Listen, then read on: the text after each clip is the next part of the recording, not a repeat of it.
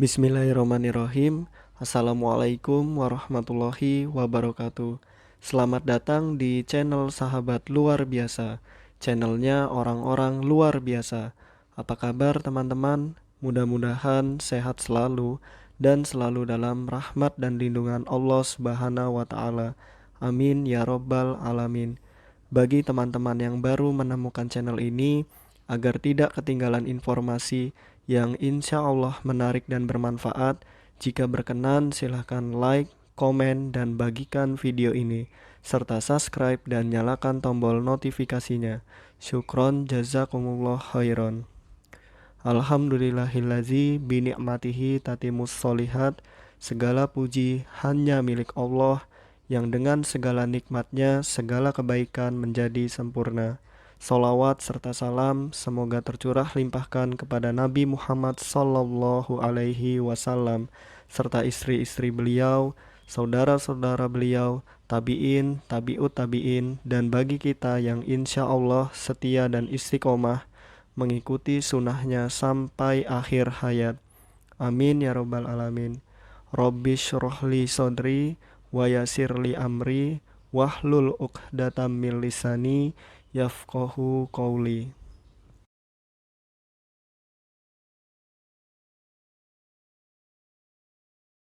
Baik teman-teman, pada kali ini kita akan masuk ke materi gangguan komunikasi pada anak autis atau gangguan-gangguan dari anak autis.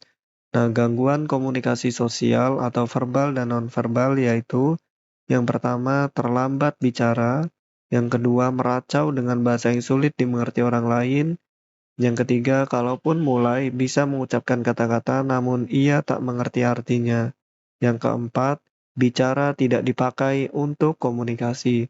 Lalu yang kelima banyak meniru atau membeo ekolalia. Lalu beberapa anak sangat pandai menirukan nyanyian, nada maupun kata-katanya tanpa mengerti artinya. Lalu, bila menginginkan sesuatu, ia menarik tangan yang terdekat dan memperlakukan tangan tersebut sekedar sebagai alat untuk melakukan sesuatu untuknya. Lalu, adapun gangguan perilaku pada anak autis. Pada anak autistik terlihat adanya perilaku yang berlebihan atau eksesif dan kekurangan atau defisit. Nah, contoh perilaku yang berlebihan yaitu adanya hyperaktivitas motorik seperti tidak bisa diam, lari ke sana, ke sini tak terarah, melompat-lompat, berputar-putar, memukul-mukul pintu atau meja, mengulang-ulang suatu gerakan tertentu. Adapun contoh perilaku yang kekurangan yaitu duduk diam, bengong, dan tatap mata yang kosong, bermain secara monoton, dan kurang variatif secara berulang-ulang, duduk diam terpukau terhadap sesuatu hal misalnya bayangan atau benda yang berputar. Yang kedua, kadang-kadang anak ada kelekatan atau asyik pada benda tertentu, seperti sepotong tali, kartu, kertas, gambar, gelang karet. Nah, ini gelang karet saya masih ingat murid saya ya teman-teman, dia itu selalu memegang-megang karet. Kalau nggak ada karet langsung ngamuk. Nah, ini terpukau atau asik kepada benda tertentu. Nah, lalu atau apa saja yang terus dipegangnya dan dibawa kemana-mana. Perilaku yang ritualistik sering terjadi. Lalu dampak emosional dari adanya anak autis dalam keluarga. Nah, bisa jadi ya teman-teman, tapi ini tidak semua. Nah, yang pertama, malu atas perilaku anak mereka di depan umum. Yang kedua, merasa terisolasi secara sosial. Yang ketiga, frustasi pada perbedaan antara pengalaman mengasuh anak yang mereka alami dan yang telah mereka bayangkan. Yang keempat, rasa bersalah karena berpikir bahwa mereka mungkin bertanggung jawab atas tantangan anak mereka.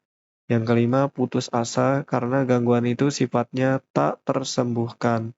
Karena autis itu bukan penyakit yang bisa disembuhkan, tetapi kebutuhan khusus yang dimana itu sampai seumur hidup, yang mudah-mudahan selama seumur hidup itu pahalanya pun akan terus mengalir seumur hidup.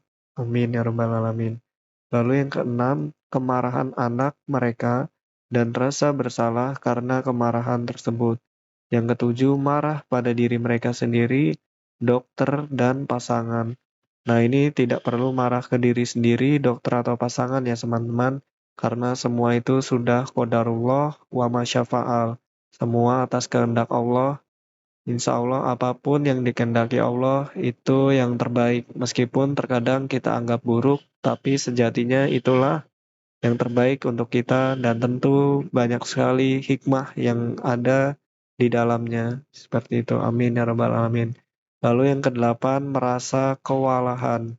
Ini wajar ya teman-teman karena tidak mudah untuk mendidik anak autism seperti itu. Mudah-mudahan Allah mudahkan. Hanya Allah lah yang memudahkan sesuatu yang sulit. Lalu dampak emosional. Autis mengakibatkan pasang surut emosional bagi anggota keluarganya yang dimulai sebelum didiagnosis dan berlanjut tanpa batas waktu. Lalu adapun dampak di sekolah. Beberapa dampak dari anak dengan gangguan spektrum autis yang terjadi di sekolah antara lain, yang pertama, anak autis belajar dengan cara yang berbeda. Yang kedua, belajar menjadi tugas yang lebih berat bagi anak autis.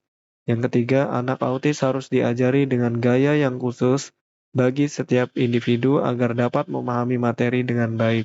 Stimulus disampaikan dalam bentuk atau cara yang khusus, menurut Siegel dalam Mangun Song tahun 2009.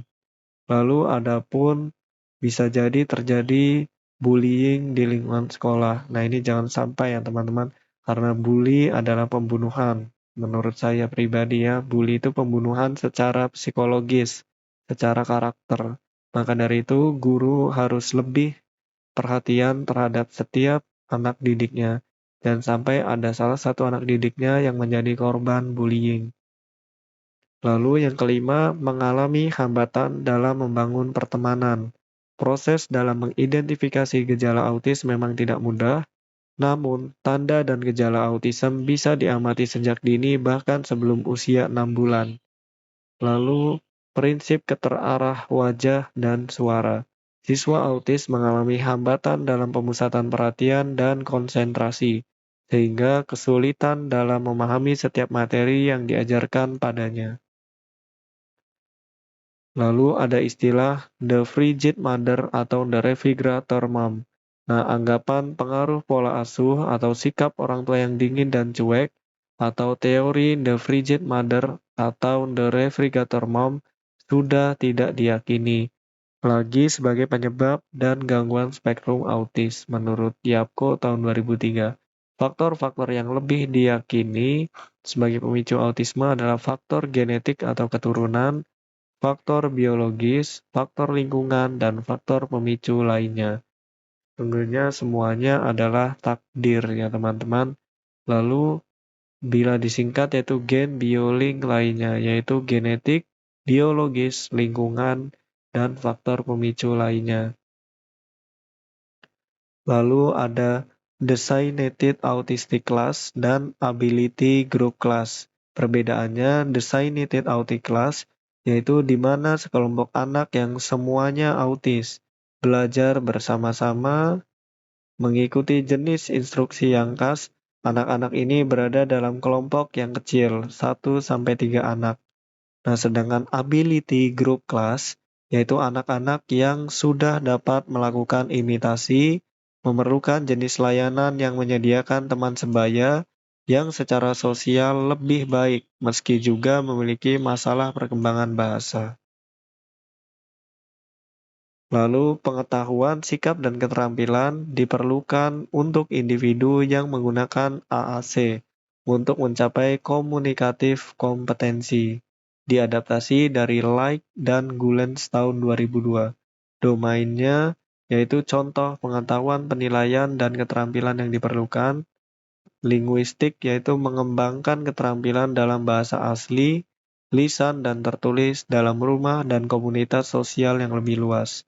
Lalu menurut Umar Hamalik tahun 2001, bahwa pada garis besarnya perencanaan pembelajaran berfungsi sebagai berikut.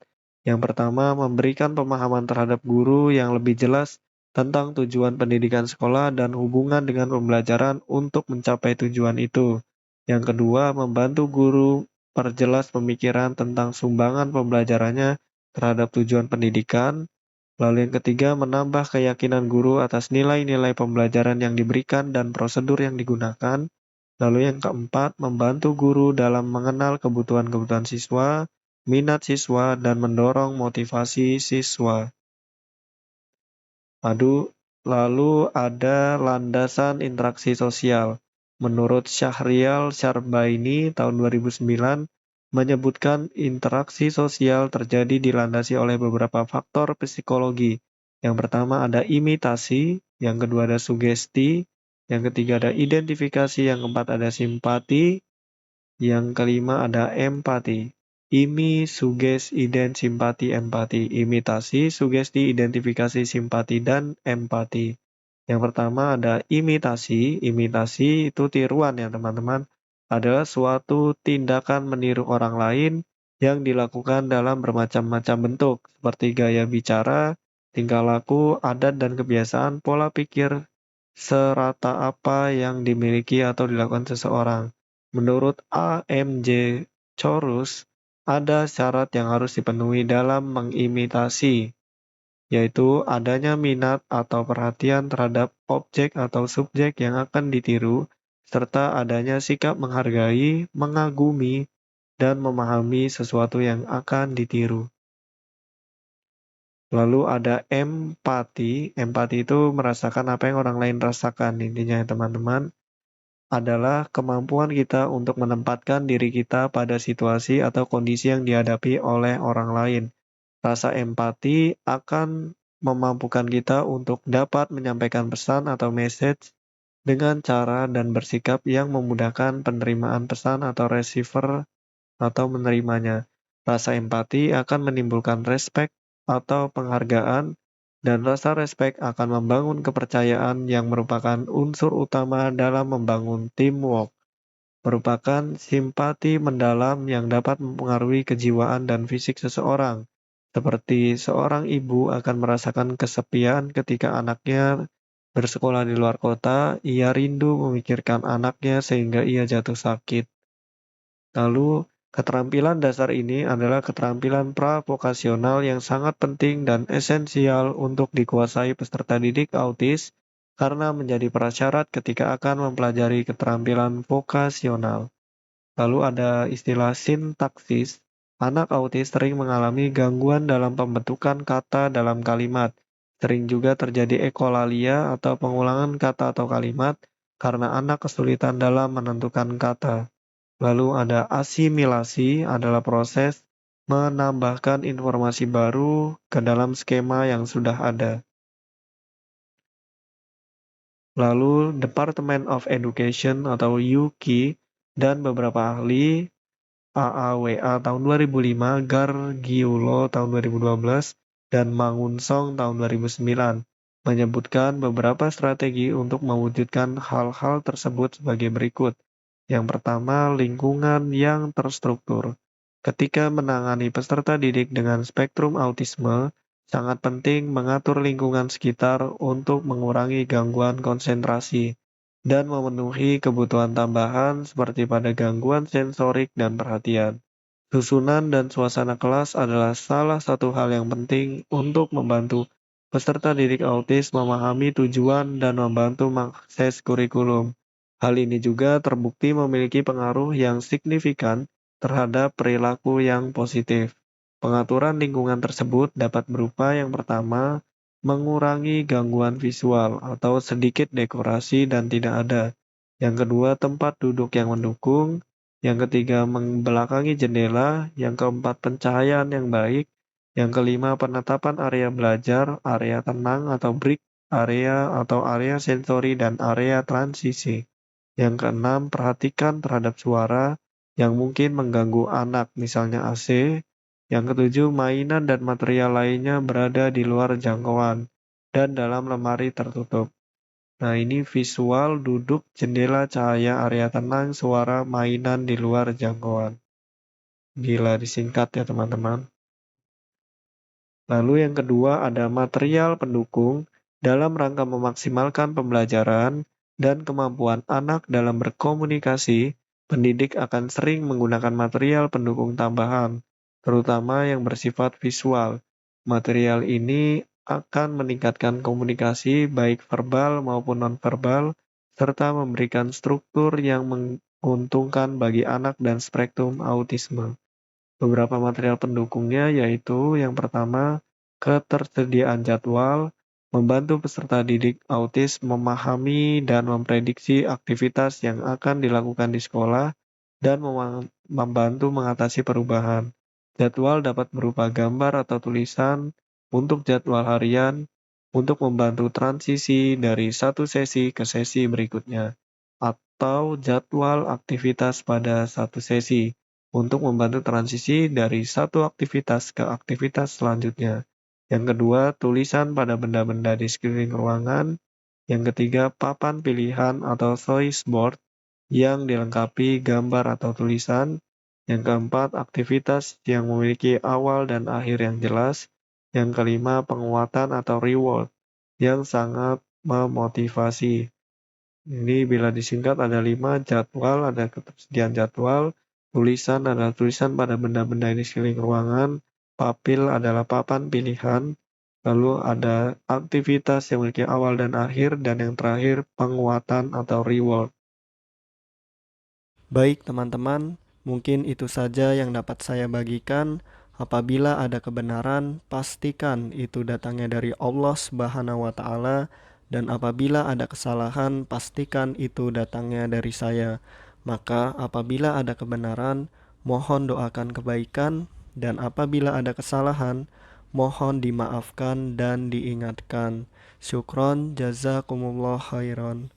Allahumma inni as'aluka ilman nafi'an wa rizqan thayyiban wa amalan mutaqabbalan. Subhanakallahumma wa bihamdika asyhadu an la ilaha illa anta astaghfiruka wa atubu ilaik. Wassalamualaikum warahmatullahi wabarakatuh.